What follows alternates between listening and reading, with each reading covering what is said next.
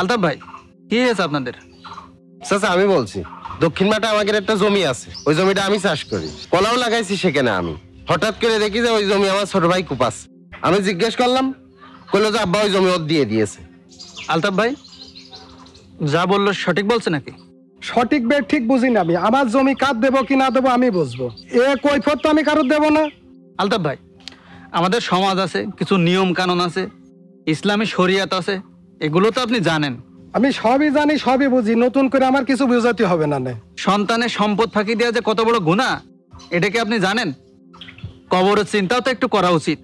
কবরে কি হবে কি না হবে এ নিয়ে আপনাকে অত চিন্তা করা লাগবে না, আমি বুঝবা নে। হাসান, তোর বাপের ভাগ্য ভালো যে সে আমার বড়, নাহলে তার বুঝিয়ে দিতাম আমি কি জিনিস। তো যাই হোক, যেই লোক কবরের ব্যাপারে এত বড় কথা বলতে পারে, তার ব্যাপারে আমার আর কোনো কথা নেই। এখন তোমাদের বিষয় তোমরা গিয়ে বোঝো। তবে ফরিদ, তুমি কাজটি ঠিক করনি। চল